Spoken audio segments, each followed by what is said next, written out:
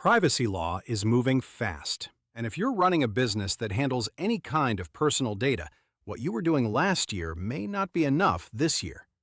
The regulatory environment has shifted dramatically. New laws, new enforcement actions, new expectations from regulators, customers, and enterprise buyers. Today I'm covering 5 privacy trends reshaping compliance requirements in 2026 and what they mean for your business practically. Not theory, not fear. Actionable insight you can use. I'm Chris, data privacy professional. I don't do fear content. I do practical insight. These 5 trends are things I'm actively watching and advising clients on right now. Trend 1. State privacy laws are compounding. GDPR was the first domino. CCPA was the second. Now, there are comprehensive privacy laws active in 20-plus U.S. states, with more coming. Virginia, Colorado, Connecticut, Texas, Oregon, Montana, Florida, and more are all active. Each law has slightly different definitions, different thresholds, and different consumer rights. Some require opt-out of sale. Some require opt-in for sensitive data. Some have different cure periods and enforcement timelines. The patchwork is genuinely complex, and most businesses underestimate it. If you're a U.S. company operating across state lines or serving customers in multiple states, you may be subject to multiple overlapping privacy frameworks simultaneously. Practical move? Do a data map. Understand where your customers are located, what data you collect from them, and whether state-specific rights like opt-out of sale or data deletion apply.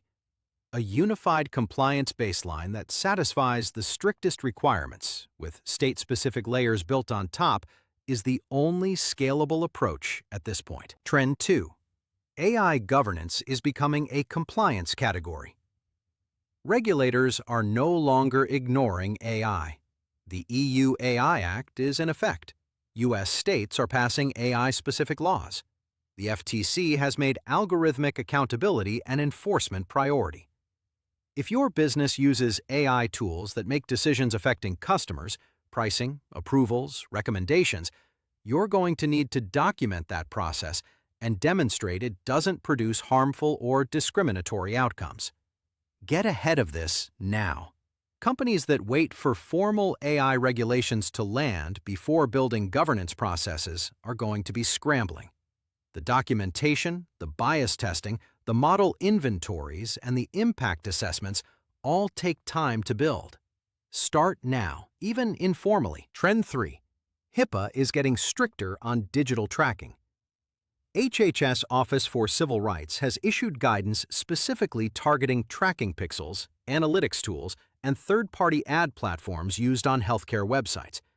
If you have a healthcare website with a metapixel, Google Analytics tag, or any advertising tracker that fires when a user engages with health-related content, you may be in HIPAA violation right now.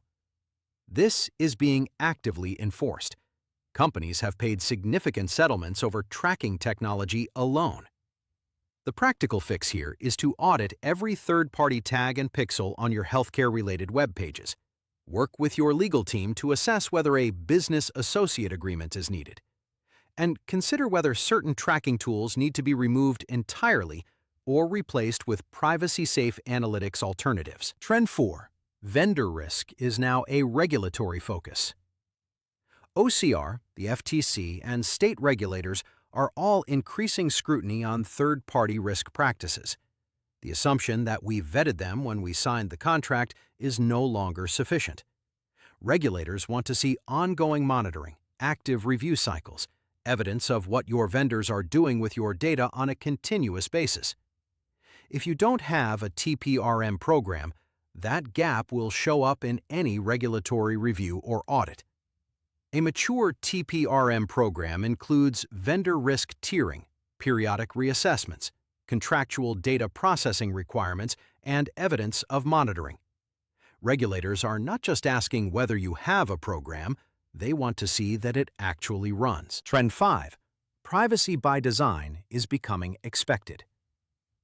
Privacy by design means building privacy protections into your products and processes from the start, not bolting them on after. Enterprise buyers, investors, and regulators increasingly expect this baked in. Not a privacy policy on your website, but actual architecture decisions, data minimization practices, and consent frameworks embedded in how your product works.